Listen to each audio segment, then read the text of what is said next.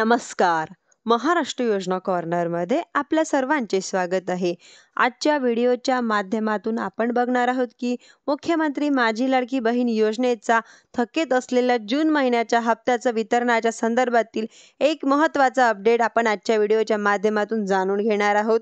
म्हणजेच की राज्याचे वित्त मंत्री, उपमुख्यमंत्री व अजितदादा पवार यांच्या माध्यमातून मुख्यमंत्री माझी लाडकी बहीण योजनेकरता निधी वितरित करण्यात आलेला असून 1 जुलै 2 पासून महिला लाभार्थ्यांच्या खात्यांमध्ये हप्त्याचं वितरण केलं जाणार असल्याची माहिती देण्यात आलेली होती. निधी वितरण करण्यात आलेलं असताना सुद्धा हप्त्याचं वितरण करण्यात आलेलं नव्हतं. यात जे कारण आहे समोर आलंय ते म्हणजेच की इतर विभागाच्या माध्यमातून निधीचं वितरण न होणं.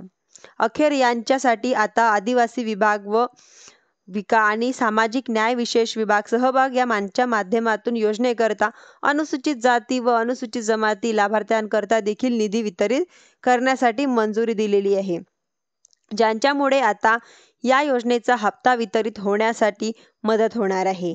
म्हणजेच की यांच्यामधील पहिला GRच्या माध्यमातून 1 जुलै 2025 रोजी आदिवासी विभाग व विभागाच्या माध्यमातून अनुसूचित जातीच्या महिला आहेत, या महिला लाभार्थ्यांकरता हप्त्याचं वितरण करण्यासाठी निधी उपलब्ध करून देण्यात आलेला होता. एकंदरीत मुख्यमंत्री माझी लाडकी बहीण योजनेच्या आदिवासी घटकाकरता म्हणजेच की उद्दिष्टाखाली 3240 कोटी रुपयाची तरतूद करण्यात आलेली होती. आता यांच्यापैकी या योजनेचा जून महिन्याचा हप्ता वितरित करण्यासाठी 335 कोटी 70 लाख रुपयाचा निधी वितरित करण्यासाठी 1 जुलै 2025 रोजी मंजुरी देण्यात आलेली आहे. याचबरोबर अनुसूचित जाती व विभागातील ज्या महिला आहेत, महिलांच्या हप्ता वितरण करण्यासाठी सुद्धा आवश्यक असलेल्या निधीच्या अनुषंगाने हा निधी वितरित करण्यात आलेला आहे. यांच्या अंतर्गत आपण जर पाहिलं तर अनुसूचित जाती व नवबौद्ध प्रवर्गातील घटकांसाठी 3960 कोटी रुपयाची अर्थसंकल्पना तरतूद करण्यात आलेली आहे. यांच्यासाठी आता या GRच्या माध्यमातून 410 कोटी 30 लाख रुपये एवढा निधी वितरित करण्यात आलेला आहे.